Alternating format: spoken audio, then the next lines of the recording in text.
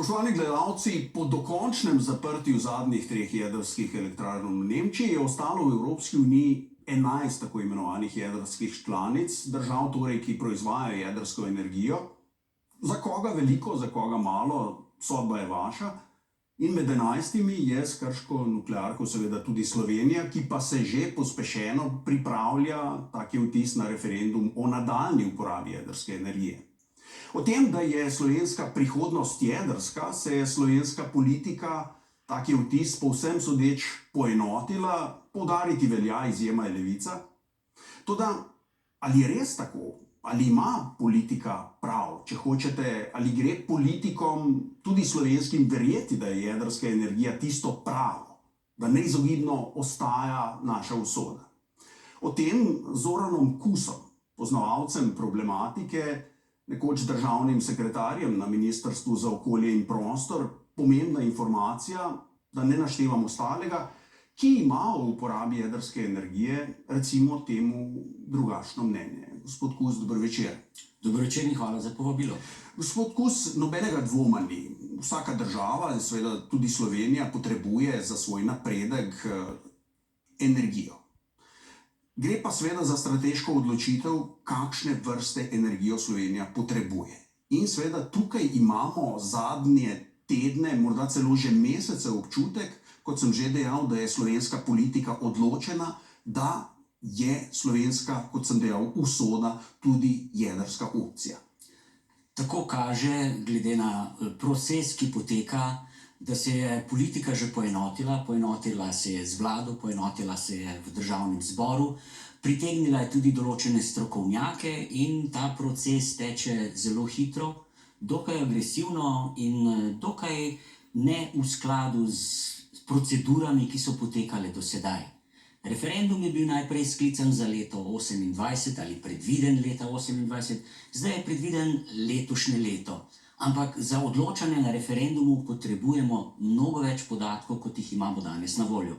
Če se hočejo ljudje odločiti za energetski prehod, kakšno energijo bomo uporabljali naslednjih 50 let, morajo imeti na voljo dovolj podatkov, da se lahko o tem odločijo. In tega danes nimamo. Vlada sicer obljublja, da bo nekatere podatke še pripravila, toda bistveni podatki manjkajo. Manjkajo podatki, gre za najmanj 2 scenarija. Ali energetski scenarij na eni strani, ali na drugi strani scenarij z obnovljivimi viri energije. In za oba scenarija potrebujemo dovolj podatkov, kakšna bo cena tega projekta, kolikšna bo investicija in na koncu, kakšna bo cena energije, elektrike na položnici. In to najbolj zanima ljudi.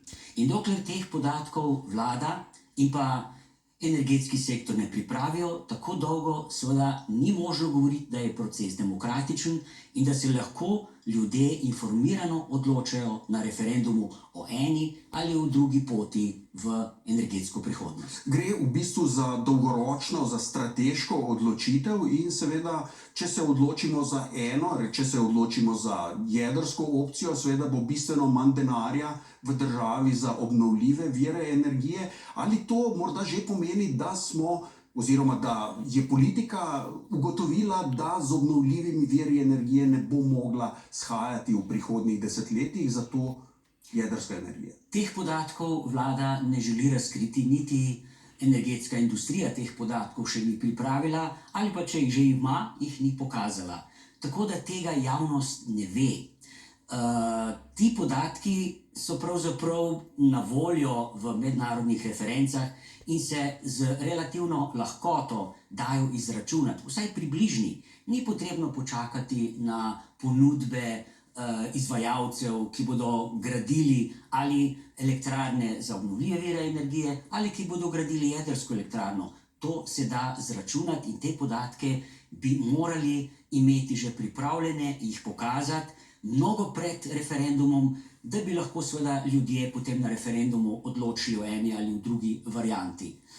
Če samo pogledava te mednarodne reference, jedrska energija je zelo, zelo draga in podatki v zadnjih 20 letih kažejo, da se jedrska energija pravzaprav samo draži. Jedrske elektrarne so iz leta v leto dražje Elektrika iz njih pa je dražja, medtem ko je prav nasprotno. Elektrika iz obnovljivih virov energije, iz velikih elektrarn, iz leta v leto cenejša, tako da bi veljalo seveda te podatke med sabo primerjati in se šele na tej podlagi potem odločati, kako naprej. Če narediva korak nazaj glede cene same potencialno jedrske elektrarne v Sloveniji, seveda je morda toleranca do jedrske elektrarne zaradi tega, ker jo že imamo, morda malenkost večja. Kakšna je pravzaprav cena takšnega projekta za relativno majhno državo, kot je Slovenija?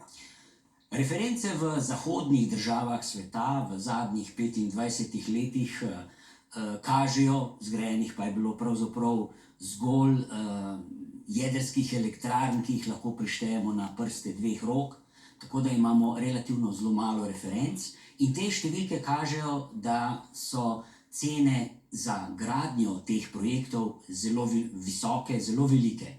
Naprimer, za 1000 megavatno elektrarno, če jo vzamemo za primerjavo. Primerjava s Krškim morda. Primerjava s Krškim, Krška je 700 megavatov. In če vzamemo elektrarno, naprimer, kot jo predlaga zdaj Gen energija ali kot jo predlaga vlada, to je manjša elektrarna z 1100 megavati ali pa večja elektrarna s 1600 megavati. Danes se energetska industrija bolj nagiba k večji elektrarni, to je elektrarna z 1600 megavati. Je takšna elektrarna z stroški kapitala približno 16 milijard evrov. 16 milijard evrov stane takšna elektrarna. Sliši se veliko denarja, ali lahko morda postavimo v primerjavo z, ne vem, morda z drugim tirom, morda z veličino družbenega produkta slovenskega, koliko je 16 milijard evrov za Slovenijo? 16 milijard je številka, ki si jo pravzaprav preprosti ljudje težko predstavljamo. Ampak če jo primerjamo z projektom TEŠ 6, termoelektrarne 6 v Šoštanju, je to 15-krat več. In ta številka je seveda tako velika, da pravzaprav pomeni 1/3 bruto domačega proizvoda Slovenije. Pomeni skoraj 2 letna proračuna Slovenije. To je ogromna številka in če jo preračunamo na prebivalce, je to 20 000 evrov na posameznega prebivalca. To so tako velike številke, da Slovenija kot majhna ekonomija, kot ekonomija z relativno nizko kreditno in pa finančno sposobnostjo, da skoraj je težko verjeti, da bi lahko Slovenija takšno veliko vsoto spravila skupaj. No, torej, Slovenija bi se morala v tem primeru zadolžiti, tako kot z analogijo z družino, če hoče kupiti novo stanovanje, si mora sposoditi denar. In Slovenija bi si morala sposoditi toliko in toliko milijard dolarjev, poleg svojega osnovnega vložka, in ta denar seveda ni poceni in ta denar je treba vrniti. Povejte nam nekaj več o takšni shemi oziroma kakšni so scenariji v tem primeru. Naj se vrnem za trenutek nazaj na samo ceno.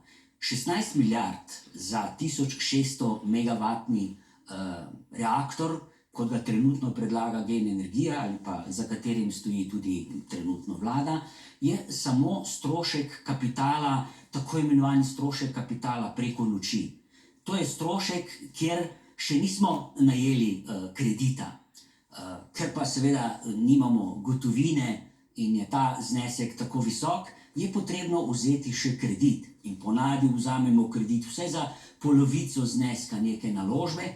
In ker so obrestne mere danes tako visoke, minimalne za tako tvegane energetske projekte, kot je jedrska tehnologija, so najmanj 8% obrestne mere, v Evropi med 8 do 10, v Ameriki še več, nekaj manj sicer na Japonskem, na Kitajskem še nekaj manj, ampak potrebno je računati za evropsko obrestno mero. In če takšno obrestno mero seveda upoštevamo, pomeni, da bomo kredit, ki ga bomo odplačevali, da ga bomo v 10 do 12 letih morali vrniti skoraj toliko, kot smo najeli kredita. kar pomeni, da bi z najetjem kredita velika jedrska elektrarna stala na koncu okrog 23 do 24 milijard evrov. In če primerjamo to z nekaterimi projekti v tujini, trenutno naprimer se gradi projekt jedrske elektrarne Hinkley Point C v Združenem kraljestvu. Tam je danes že ta cena približno toliko. Namreč tam gradijo Francozi, podjetje EDF, francosko državno energetsko jedrsko podjetje, in elektrarno so začeli graditi leta 2016 in ravno pred kratkim so objavili, da se bodo roki podaljšali, da bo elektrarna zgrajena leta 2031, kar pomeni najmanj 15 let od prve lopate, in da so stroški žal pač zaradi inflacije in zaradi dviga cen materialov in sestavnih delov za elektrarne tako porasli v zadnjih letih, da bo ta strošek za 2 reaktorja, ki se gradita, skupno 3200 megavatov, da bo ta strošek 54 milijard preračunano v evre. Ali, povedano drugače, to je 27 milijard na en reaktor velikosti, kot je predviden za jedrsko elektrarno JEK2. Torej 27 milijard. Vsota, ki verjetno pomeni za tako majhno državo, kot je Slovenija, prilično tveganje, kajti denar je treba vrniti, o tem ni nobenega dvoma. Vsekakor je to veliko tveganje. To je tako veliko tveganje, da pravzaprav lahko govorimo o potencialnem finančnem zlomu. In če koga bi glede teh velikih številk morala panika zagrabiti finančnega ministra, predsednika vlade, celotno vlado in državni zbor. Ampak naj nadaljujem, ta številka seveda ni vse, to je samo cena projekta. In ker je cena projekta tako visoka, je tudi izračunana stroškovna cena elektrike izredno visoka. Po mednarodnih referencah bi za takšno ceno projekta bila cena elektrike minimalno 170 evrov na megavatno uro. Danes je na evropskem borznem trgu elektrike cena okrog 80 evrov na megavatno uro in 170 je zelo veliko. Na drugi strani pa so cene za obnovljive vire energije danes približno med 50 in 60 evri na megavatno uro. To pomeni, da bi bila elektrika iz takšne jedrske elektrarne praktično več kot 3-krat dražja. Cena bi bila 3-krat višja. To pa je seveda zelo pomemben podatek za ljudi, saj če se bodo odločali na referendumu, se bodo odločali za nižjo ceno na položnici. In 3-kratna razlika je seveda izredno velika razlika. No, ampak seveda to pomeni tudi vpliv na konkurenčnost slovenskega gospodarstva. Če bo plačevalo tako drago elektriko, država sicer lahko subvencionira drago elektriko, vendar subvencije niso nič drugega kot davkoplačevalski denar, ki bi ga lahko uporabili za kaj drugega, pa gre za elektriko. Točno tako, to je seveda veliko tveganje, velik riziko, in če bi država seveda umetno poskušala znižati obrestno mero ali pa dajati druge oblike državne pomoči, seveda to samo pomeni, da je prenesla tveganje pravzaprav na proračunska sredstva, na državo, in država seveda na koncu prenese vsa ta tveganja na porabnike. To se pravi, nismo nič kaj velikega naredili, če smo torej znižali obrestno mero ali če smo dali druge oblike državne pomoči, kajti če se projekt zalomi, je seveda potrebno ta denar kljub temu vrniti, je potrebno to pokriti in to se pokrije potem seveda iz javnih sredstev. Samo ta podatek o dragi elektriki je seveda za Slovence zelo relevanten, kajti navsezadnje vsak mesec, ko moramo plačati račune, gledamo predvsem na ceno in seveda o tem, da bo ta elektrika draga oziroma bistveno dražja, kot bi lahko bila, seveda relativno malo slišimo. Je pa res, da nismo slišali podatkov, ki bi naprimer bili drugačni, kot jih navajate vi, država, kot ste rekli, molči. država molči in teh podatkov še ni izračunala, ali pa te podatke ima in jih iz različnih razlogov ne želi deliti z javnostjo.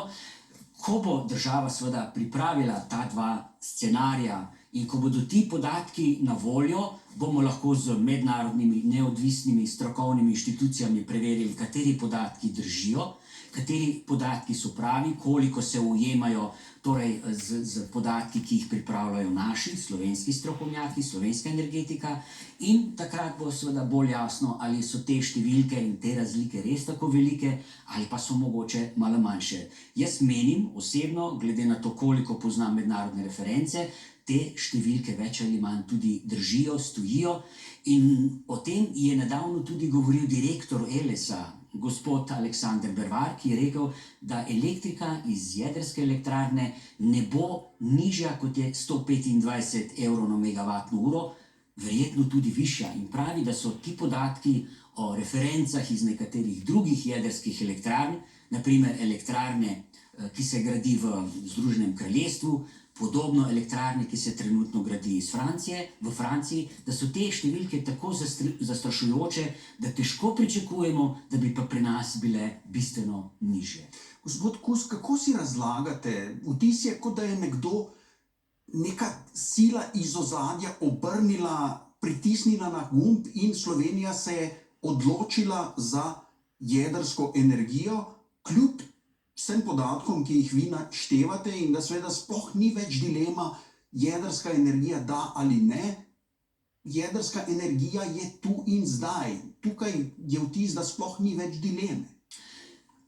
Jedrska energija se danes pravzaprav seli predvsem v države, ki ne gledajo preveč na ekonomiko, kajti jedrske elektrarne se gradijo predvsem iz strateško-političnih razlogov, iz prestižnih razlogov, iz vojaško-strateških razlogov. Namreč povezava med civilno jedrsko industrijo in vojaško jedrsko industrijo je zelo tesna. To je tudi nedavno povedal javno predsednik Francije Macron, ki je rekel, brez civilne jedrske industrije ni vojaške in brez vojaške jedrske industrije ni civilne. Kar pomeni, da je ta tesna naveza med civilno in vojaško jedrsko industrijo tako velika, da pravzaprav ena brez druge ne morete shajati. Vojaška jedrska industrija s civilno pravzaprav daje javnosti signal, da z jedrsko energijo ni nič narobe, da je proizvodnja jedrskega orožja nekako samo po sebi razumljiva, saj na drugi strani jedrska energija daje tudi poceni elektriko. Toda temu ni tako. Države, ki so si naredile izračune, tako kot Nemčija in še mnoge druge države, se torej iz tega jedrskega programa, predvsem zaradi ekonomskih razlogov, umikajo. Nekatere pa še vedno sledijo, predvsem pa sledijo Franciji, ki pa je obnovo jedrskega programa zasnovala predvsem na dejstvu, da je njihova jedrska industrija v zadnjih letih zašla v velike škripce in v velike dolgove. Naprimer, samo francoski EDF je v zadnjih letih pridelal več kot 65 milijard izgube.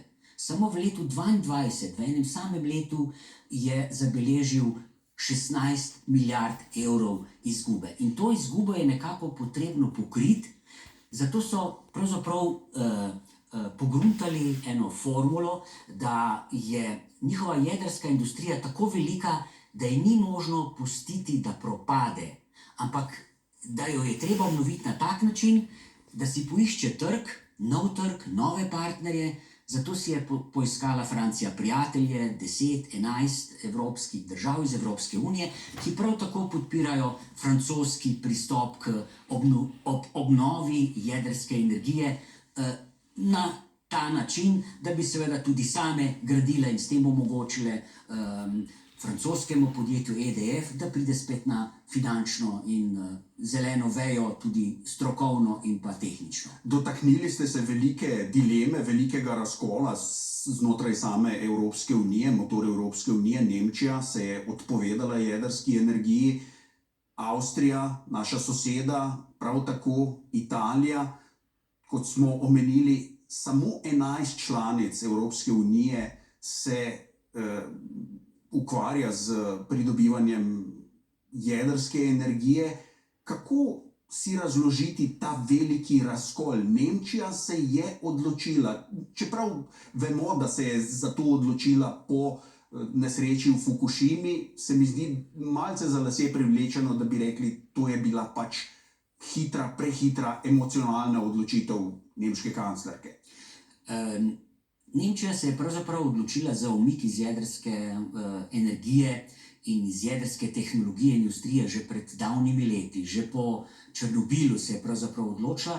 Takrat so se tudi pojavila gibanja, kot so zeleni v Nemčiji, politične stranke, ki so pravzaprav začele ugotavljati, ne še iz ekonomskih razlogov, ampak bolj iz etičnih, moralnih razlogov, da je neetično in nemoralno imeti tako nevarno industrijo, kjer lahko pride do velike nesreče, do zelo velike jedrske škode in kjer se pravzaprav odmika izgradnja odlagališč za visoko radioaktivne, smrtonosne odpadke, odmika za desetletja, celo v naslednje stoletje. To je seveda nemoralno, da premikamo izgradnjo odlagališč jedrskih odpadkov za nekaj desetletij v prihodnje in jih nalagamo prihodnjim generacijam.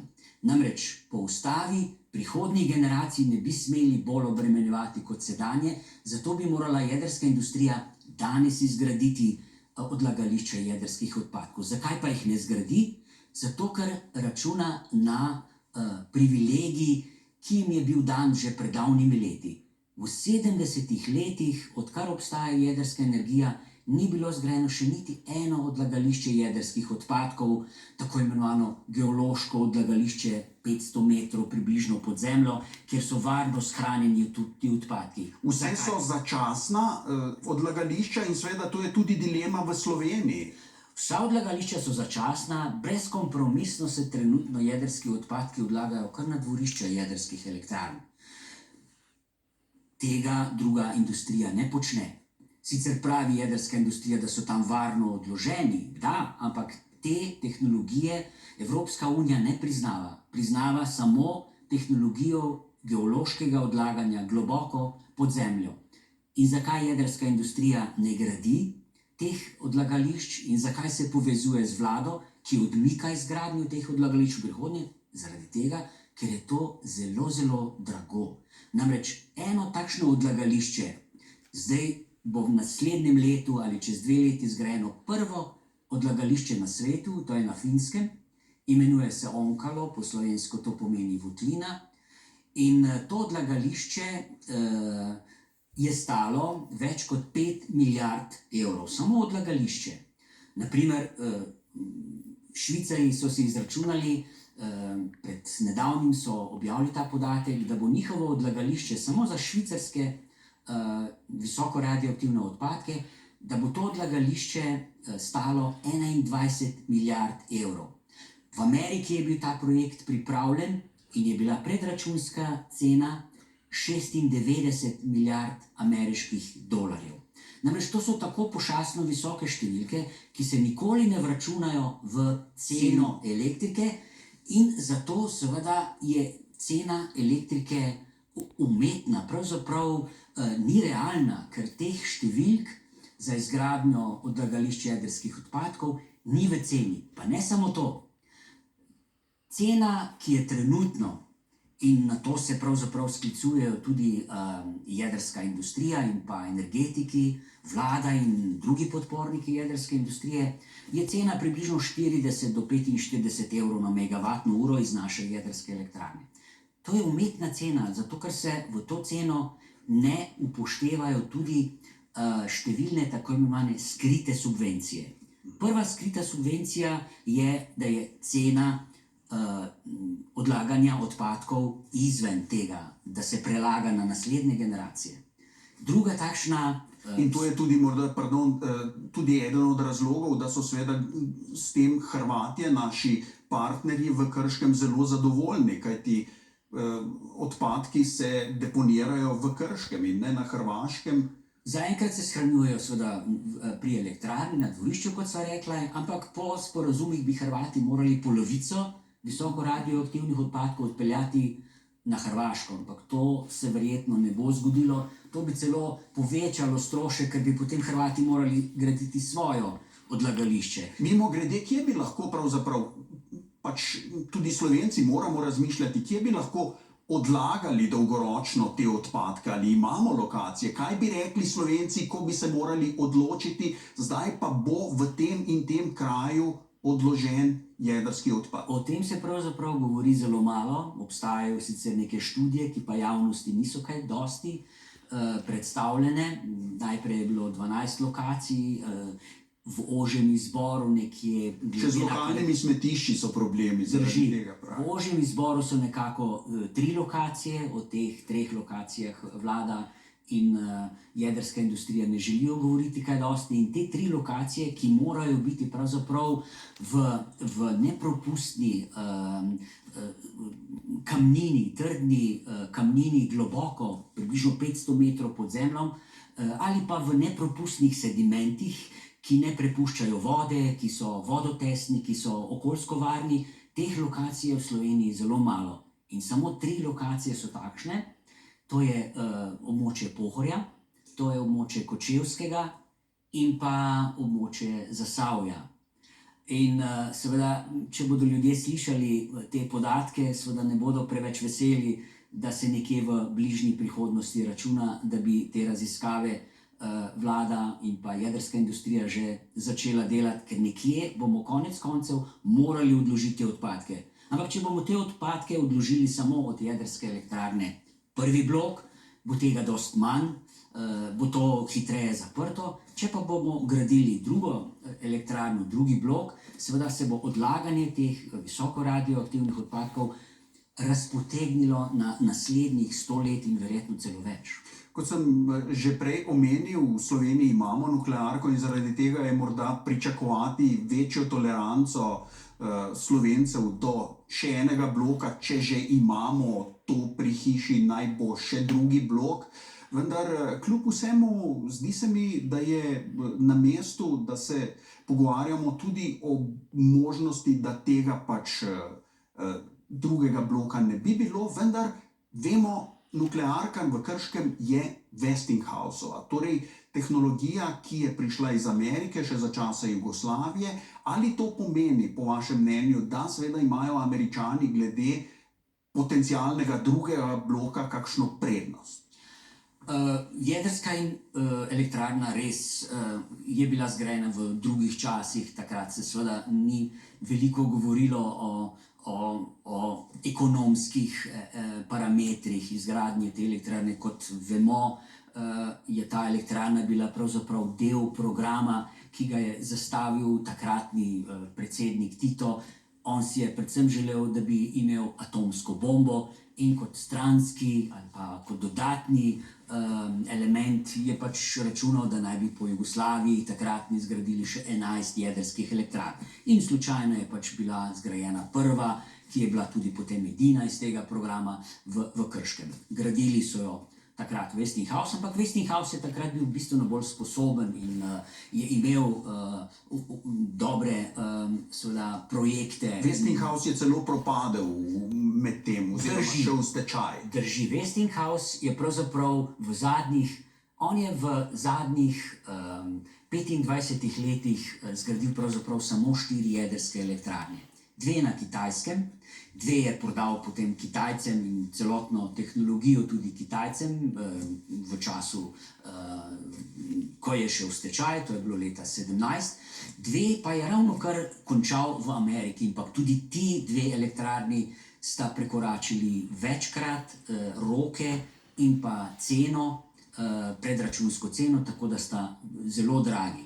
To pomeni, da je Westinghouse pravzaprav v teh zadnjih desetletjih izgubil ves know-how, izgubil je vsa znanja, vse izkušnje in je danes zelo slabo opremljen, zelo slabo je pripravljen na gradnjo novih jedrskih elektrarn. To je, bi lahko rekli, dokaj zastrašujoče. Če bi se pogovarjali z Westinghousom, bi pravzaprav lahko kupili tehnologijo ali pa izkušnje, ki je nekako v zadnjih desetletjih zaspala. Naprimer, če zgradiš samo 2 ali 4 jedrske reaktorje v 25 letih, je podobno, kot če še ti prekoračijo vse roke in vse finančne predračune, je podobno, kot bi se vprašali, ali bi ljudje bili pripravljeni podpisati pogodbo z gradbenim podjetjem, da zgradi hišo, če je v zadnjih 25 letih zgradil samo 2 ali 4 hiše in še te so večkratno prekoračile predračunska sredstva in večkratno prekoračile roke. Zagotovo pri takšnem podjetju mi nikoli ne bi naročili izgradnje hiše. In podobno je tudi z podjetjem EDF. Tudi EDF je v zadnjem letu zgradil, v zadnjih 20 je francoska To je francoska energetska združba. Electricité de France, to je francoski gigant, ki ima skupaj z podizvajalci in z raziskovalnimi inštituti, kar lahko štejemo skupaj, ima skoraj 400.000 zaposlenih. In ravno to je bil razlog, da se je predsednik Macron in pa celotna politika in pa industrija, da so se odločili, da je to tako veliko podjetje, da ga seveda ni možno pustiti, da zaradi velikih dolgov, ki si jih nabral, da bi propadel. Je too big to fail, kot pravimo, ali prevelik, da bi propadel. In zato so pravzaprav pogruntali formulo, da bi z ponovnim investiranjem, ponovnim vlaganjem, ne glede na to, da so cene višje, lahko obudili to jedrsko industrijo. Tudi EDF, torej francoski jedrski gigant, je močno podhranjen. Izgubil je vse izkušnje, izgubil je strokovnjake, ljudje so šli v pokoj, ljudje so se poskušali kje drugje zaposliti, izgubili so pravzaprav toliko izkušenj z majhno izgradnjo jedrskih elektrarn, da je tudi njihove projekte pravzaprav treba vzeti z rezervo. Kdo je torej v špici glede jedrske tehnologije? Te dve, kot sem rekel, Američani, Westinghouse in EDF so zelo slabo podkovani. In pogajati se z njimi je pravzaprav pogajati se z podjetji, ki imata zelo slabe reference. To so zelo težke besede, vendar tukaj bi vas opozoril na stvar, ki je pri jedrski energiji in seveda verjetno pri prodaji orožja in še marsikje zelo pomembna, in to je strateško-politični vidik. In seveda ti dve državi, ko gre za Slovenijo, seveda imata drugačno besedo, močnejšo besedo kot naprimer kakšna eksotična država, o kateri skoraj da ne vemo. To vsekakor. Na svetu je pravzaprav samo 5 velikih ponudnikov, s katerimi se je možno pogovarjati in sklepati potem pogodbe. In sicer to so, kot smo rekli, torej francoski EDF, ameriški Westinghouse, to je korejsko državno podjetje HNKP in pa državno podjetje na Kitajskem in pa državno podjetje v Rusiji. To je 5 ponudnikov. 2 od teh ponudnikov, to so Kitajci in pa Rusi, so pravzaprav... To je že geopolitično vprašanje. Geopolitično, strateško se naj z njimi ne bi pogovarjali. Pravzaprav po pričakovanju Združenih držav in tudi Bruslja se te dve državi naj ne bi vključevali v ponudbe, v razpise, torej jih ne bi povabili v morebitno izgradnjo jedrskih elektrarn. Torej ostanejo samo še 3. In tudi Korejci, o Korejcih še nisva nič rekla, tudi Korejci pravzaprav imajo relativno zelo malo izkušenj v tujini. Zgradili so samo eno jedrsko elektrarno, sicer 4 bloki v Združenih arabskih emiratih, ampak relativno z zelo slabimi rezultati. Namreč bilo je precej korupcijskih afer pred leti v korejski jedrski industriji. To jedrsko elektrarno, ki so jo pa v Združenih arabskih emiratih zgradili, pa je precej z slabimi tudi certifikati. Nekatere stvari celo nimajo certifikatov, potrdil in tudi dosti nižje imajo varnostne standarde. No, pa če se že vrnem nazaj, res je, da se bomo torej, če se bomo pogajali torej samo z tremi ponudniki in da dosti izbire seveda ni. Zato bo samo eden izmed teh treh, ampak morali bi res z veliko rezervo jemati njihove izkušnje in njihovo kvalitetno ali manj kvalitetno ponudbo.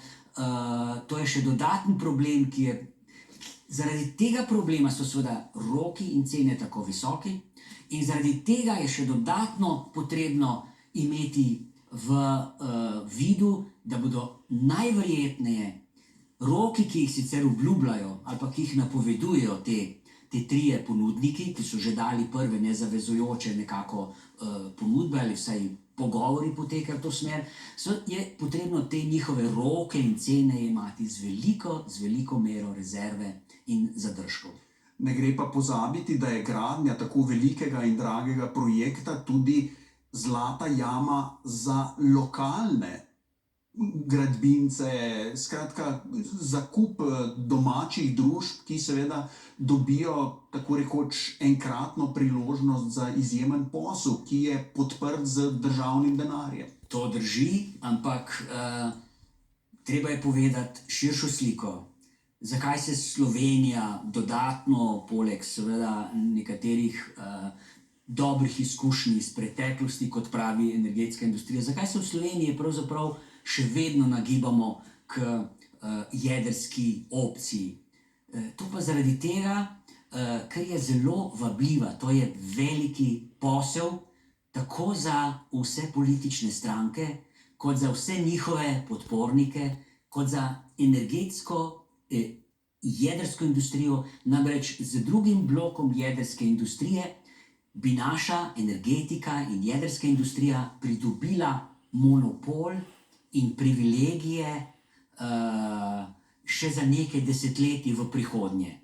Jedrsko industrijo pri nas in kot kaže tudi večino politike ne zanima preveč ekonomski element izgradnje jedrske elektrarne, ampak se bolj zanimajo za to, da je to tako velika priložnost, tako veliki posel, ko se bodo posli lahko delili prijateljem, znancem, našim podjetjem in tako naprej, da raje gledajo na to plat medalje in žal preveč pozabljajo na ljudi, pozabljajo na to, da bi bilo potrebno najprej poiskati variante in modele z nižjo ceno in ne samo tiste, ki lahko prinašajo večje dobičke. Zanimivo je, da se tudi gospodarska zbornica nagiba k temu, da se klub slovenskih podjetnikov nagiba k temu. Vsi očitno računajo na svoj kos pogače in nekako je jedrska industrija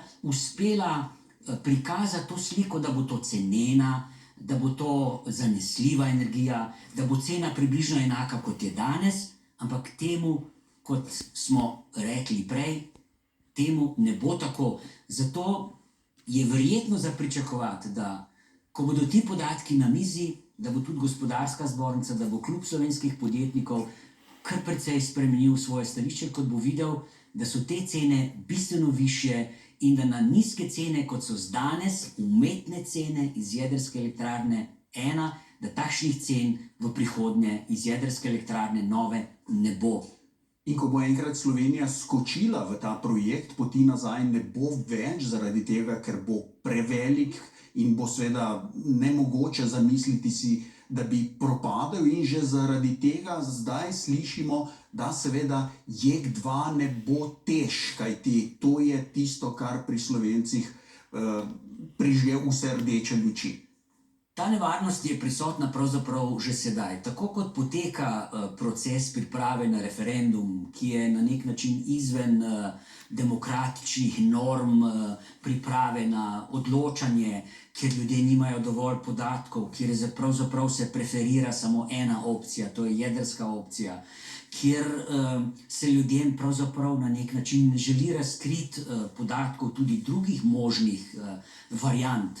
Variante so vedno svoboda demokratičnega odločanja. Zato moramo imeti te variante v rokah. In nevarnost kateri se približujemo, je, če bomo s takšnim tempom in agresijo strani jedrske industrije in vlade in državnega zbora nadaljevali, bo seveda lahko tudi referendum uspel in s tem bo dana zelena luč in bianko menica, da se lahko porabijo velika sredstva za raziskave. Računa se, tako je bilo vse objavljeno, da bi za projekte porabili več kot 100 milijonov evrov, že do danes so za projekte in za dokumentacijo porabili več kot 30 milijonov. Nadzora, pregleda nad tem ni. Med temi študijami je bila narejena samo ena ekonomska študija in še to študijo Gen Energija podjetje ne želi pokazati javnosti, oziroma jo je poslala pred dnevi Mladini, reviji Mladina, ampak je zakrila s črno podatke o ekonomskih parametrih, kar je zelo sumljivo. Skratka, približujemo se že tisti fazi, ko bo porabljenega toliko denarja, da bo podobno kot pri Tešu 6 potem rečeno, zdaj pa je že porabljeno toliko denarja, da bi bilo škoda, da projekt damo v predal in je treba z njim nadaljevati. Na to pravzaprav igra tudi jedrski lobby, da bi z referendumom dobili zeleno luč, da bi nadaljevali potem s intenzivnostjo tega projekta in da bi do leta 2028 izdelali vse potrebne študije in potem podpisali pogodbo za izgradnjo. Upajmo seveda, da do tega ne bo prišlo, da bo javnost, tako civilna kot strokovna javnost, zahtevala te podatke in da se tudi v državnem zboru ne bo zgodilo, da bodo z levo roko sprejeli resolucijo o miroljubni rabi jedrske energije, ki je zdaj v državnem zboru in plenarna razprava naj bi potekala maja, preferira samo jedrsko opcijo. Upajmo, da bodo pravniki in da bo državni zbor ugotovil, da ta pot z resolucijo o jedrski energiji, ki pravzaprav preferira samo eno opcijo, da ni prava pot in da bi bilo potrebno pripraviti drugačno pot in drugačno resolucijo in premakniti referendum za nekaj let, ko bomo imeli dovolj podatkov, da se bodo ljudje demokratično in kvalificirano s podatki lahko odločili ali o eni poti v energetsko prihodnost ali o drugi poti v energetsko prihodnost. Gospod Kus, omenili ste jedrski lobby. Ali je Slovenija že v krempljih jedrskega lobija, glede na situacijo, o kakršni govorite? Kot kaže, bi temu lahko rekli tako. Namreč v Franciji to ni več skrivnost, je jedrski lobby in prej sva rekla, da je tam zaposlenega v jedrskem sektorju skupaj s podizvajalci skoraj 400 tisoč zaposlenih in da so na tako visokih položajih, da pravzaprav se govori, da dajo signal in komando oni vladi in predsedniku, ne obratno, da so tako močni, da lahko pravzaprav diktirajo pot, po kateri želijo v prihodnost. Kaže, da je tudi pri nas že energetski lobby in znotraj njega tudi jedrski lobby že tako močen.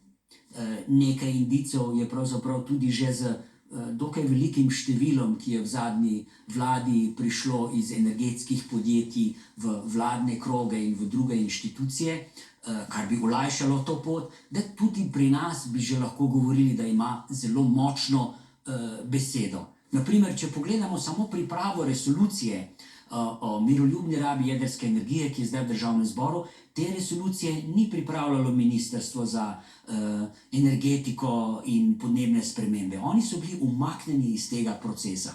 Zdaj jo sicer oni vlagajo v državni zbor, ker je pač to po pravilih potrebno, ampak svinčnik za pripravo te resolucije je držal jedrski lobby in on jo je pripravil. In potem so jo samo finalizirali v kabinetu predsednika vlade in jo zdaj dali državnemu zboru.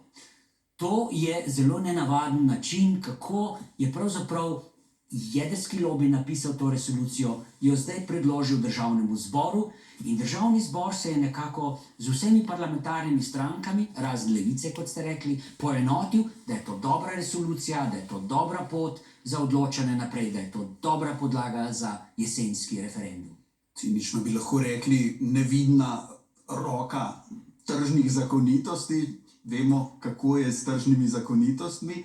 Rad bi se vrnil še na eno stvar, ki morda bo pomagala tudi gledalcem razjasniti pojme glede tega. Imamo sosedo Avstrijo, ne Nemčijo, Avstrijo, relativno majhno članico Evropske unije, ki absolutno vztraja pri nejedrski opciji. In seveda, kot navaden državljan se sprašujem, v čem se strokovnjaki, politika, državljani, če hočete, v Avstriji razlikujejo od slovenskih, da Avstrija tako vztrajno nasprotuje jedrski opciji.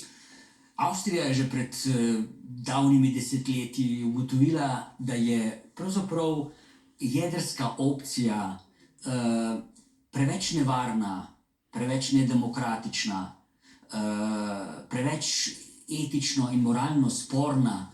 In če se ljudem predstavi te parametre, te razloge, se seveda na koncu lahko strinjajo in potem na teh odgovorih in teh pojasnilih tudi vztrajajo vnaprej in ne prisluhnejo nekaterim drugim zgodbam, ki pravzaprav želijo prikazati jedrsko industrijo kot prijazno, kot cenovno ustrezno, kot najboljšo opcijo za prihodnje.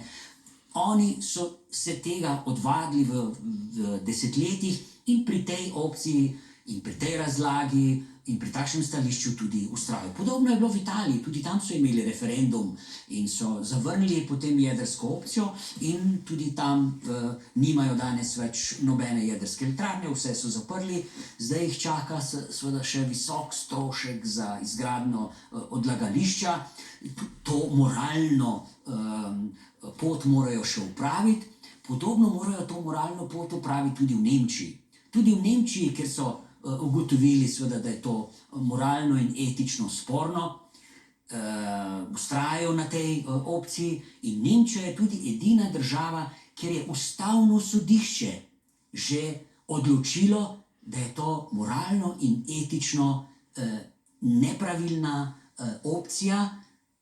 Bila je tožba namreč strani energetskih velikanov, jedrskih lastnikov njihovih jedrskih elektrarn, zakaj vlada hoče do leta 2022 zapreti vse jedrske elektrarne in je razsodišče, torej ustavno sodišče Nemčije odločilo, da ima vlada prav, da do leta 2022 zapre vse jedrske elektrarne, tako kot si je zastavila, ker je to tudi iz moralnega in etičnega in ustavnega zornega kota pravilna odločitev vlade. In ne smemo pozabiti, danes pravzaprav nisva govorila o tem, da seveda jedrska tehnologija kakorkoli je nevarna, kajti videli smo v Fukušimi.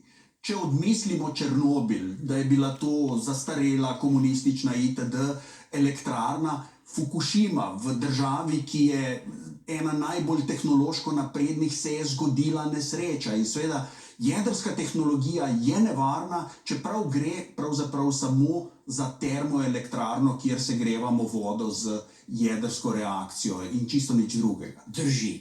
Jedrska tehnologija je zelo, zelo nevarna. Govori se sicer samo o 3 večjih, velikih jedrskih nesrečah, otok 3 milj, potem Černobil in pa Fukušima, ampak bilo je še bistveno več nesreč, ki pa nikoli niso prišle kaj dosti v javnost. Namreč po Fukušimi je do danes že strošek, ki je socializiran in morajo pravzaprav vsi davkoplačevalci pokriti to škodo, je že ta znesek preko 230 milijard ameriških dolarjev.